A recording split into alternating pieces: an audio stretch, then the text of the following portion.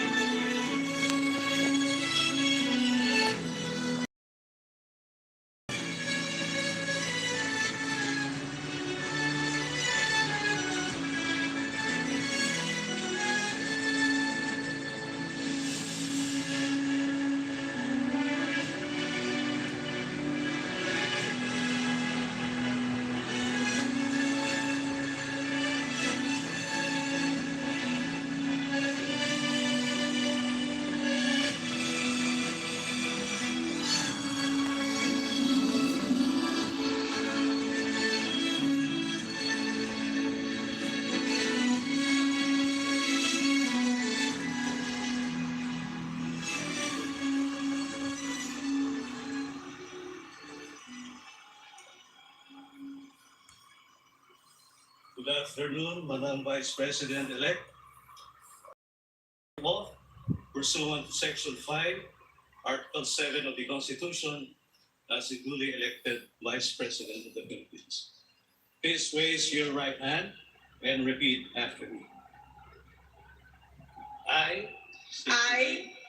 Sara Zimmerman Duterte, do solemnly swear do solemnly swear that I will faithfully and conscientiously fulfill that I will faithfully and conscientiously fulfill my duties as Vice President of the Philippines, my duties as Vice President of the Philippines, preserve and defend its Constitution, preserve and defend its Constitution, execute its laws, execute its laws, do justice to every man, do justice to every man, and consecrate myself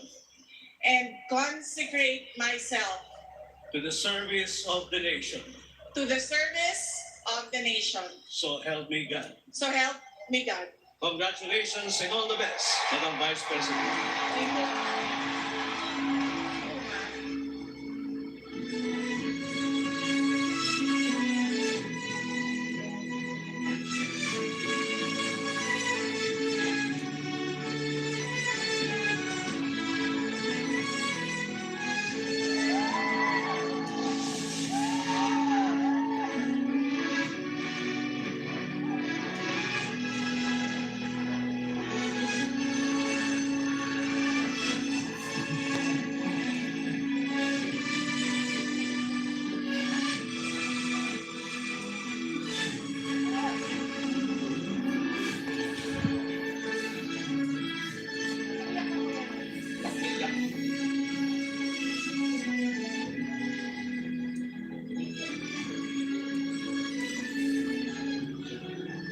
Tapos na pong manumpa si Vice President-elect Sara Duterte at pumipirma ng si Mrs. Elizabeth Zimmerman at President Rodrigo Duterte. At kanina po, pagkatapos ng panunumpa, makita natin naging emosyonal ang kanyang nanay at ang kanyang tatay. Bumalik pa si Vice President Sara Duterte sa kanyang tatay ni si President Rodrigo Duterte at nagmano. At kung makikita niyo po, ay nanumpa si Vice President Sara Duterte kay Supreme Court Associate Justice Ramon Paul Fernando na nandiyan din po sa kanyang likuran. At ngayon po ay sinasagawa yung signing of the oath of office. Tapos na po pumirma si Vice President Sara Duterte at pumirma naman po ngayon ay si Supreme Court Associate Justice Ramon Paul Fernando. Nasa likod pa rin po niya kanyang mga magulang, si Ginang Elizabeth Zimmerman at si Pangulong Duterte na kumakawain sa kanyang mga fans. At mahal na mahal ng mga damawedyo ang pamilya. Vice President Sara. Dahil nakapanumpa na si Vice President Sara Duterte, tatawagin na po siya ngayong Vice President Sara Duterte. Bagong Vice Presidente at ika-15 Vice Presidente ng Republika ng Pilipinas. Alam mo ba kanina, Kuya Wedge, pag akyat nilang dalawa, meron silang parehong gesture na ginawa. Si Pangulong Rodrigo Duterte, ang ginawa niya, nag-bow siya sa lahat ng angulo. Parang nirecognize niya, in-acknowledge siya ang lahat ng Dapoeños. Pareho ng ginawa ni Vice President Sara Duterte. Tinaas niya ang kanyang kamay, kumaway, at tapos nilagay sa kanyang dibdib at habang sinasabi ang pasasalamat. Vice President of the Republic of the Philippines, Vice President-elect Sara Zimmerman Duterte.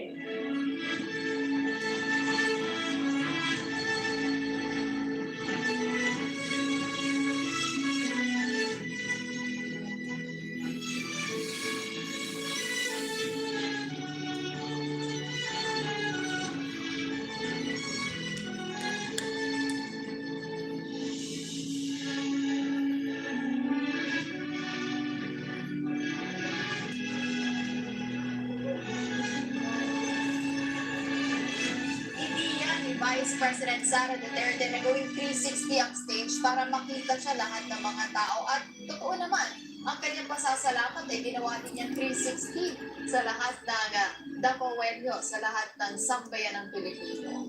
Alright, nakita niyo po kanina si Pangulong Rodrigo Duterte kumakaway sa mga tao at yan. Pakinggan po natin ang speech ni Vice President Sara Duterte.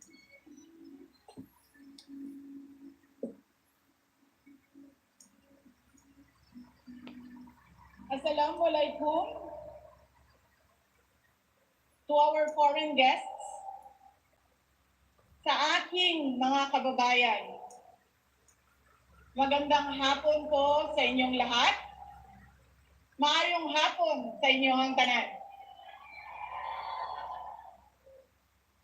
One of the most important lessons I have learned as I navigate life, and the same thing that I believe we should ponder upon as one country, united in our determination to overcome our difficulties and achieve our aspirations, is that we should commit to heart the priorities of God, country, and family.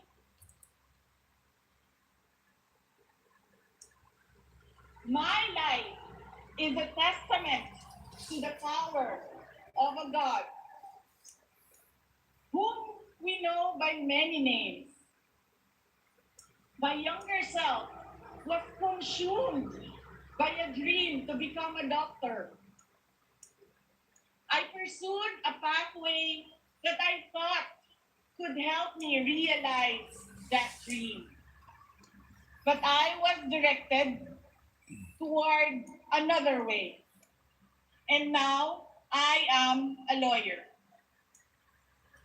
When I committed myself to governance and public service, I was also determined to finish 3 consecutive terms as mayor.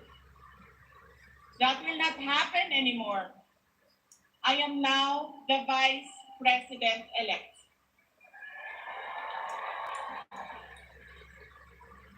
The voice of 32.2 million Filipinos was loud and clear. With the message to serve our motherland. And this message has been reiterated in my oath to consecrate myself to the service of the nation. There is a God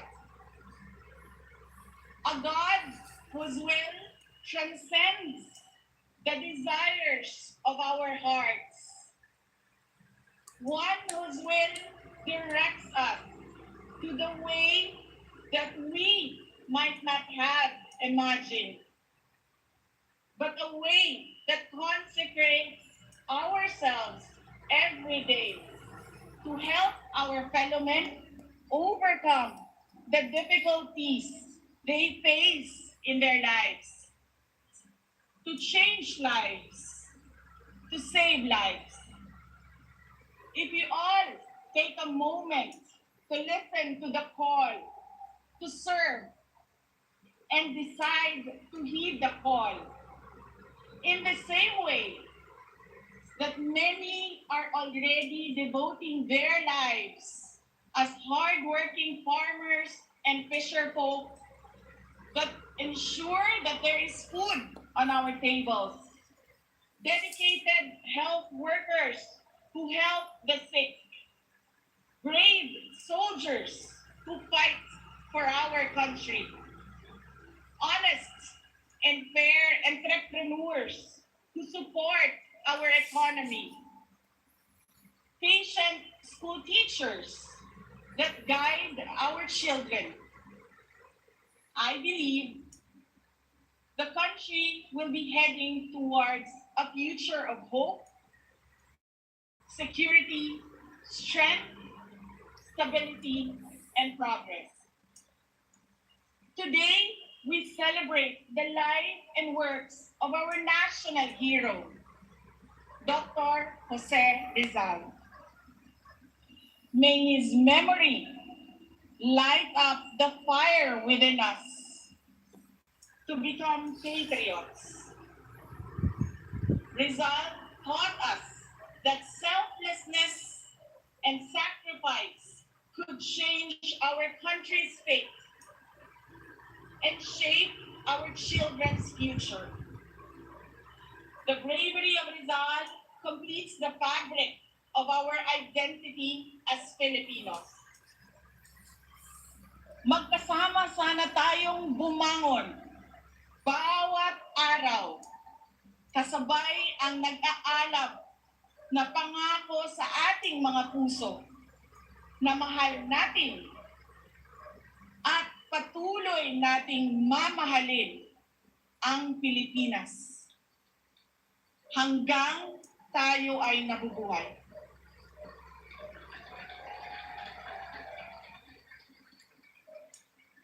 Let us show our love for our country by taking care of our families and communities despite the unending challenges that come their way. Today is Father's Day. This is a time for families. But you are here with me. Daghang salamat sa inyong pagtambong o pagkuyog kanako niining adlaw. Happy Father's Day to all the fathers who make sure that another person is given the best of everything. Today, our children are facing a very complex future, one that is rife with conflicts and uncertainties. Some of these challenges include the winding cycle of poverty, the trauma of broken families, the lifelong baggage because of irresponsible and bad parenting, the abandonment issues due to an absentee parent, the anguish of gender confusion and discrimination, the destruction brought about by drugs, the lure of easy money in criminality, cases of HIV and other sexually transmitted diseases, the failure to identify and speak up against different kinds of abuses, the life-altering effects of teenage pregnancy, the detrimental effects of illiteracy, the emotional injury of bullying, unstable mental wellness, recruitment to support terrorism, misinformation in the internet. The list could be endless. A strong, loving, happy family sets down all the basic foundations essential in the development and growth of a child. At home, parents have the duty to teach children the values of integrity, discipline, respect, and compassion for others. And we should never forget that it is the duty of each Filipino family to emphasize that education begins at home.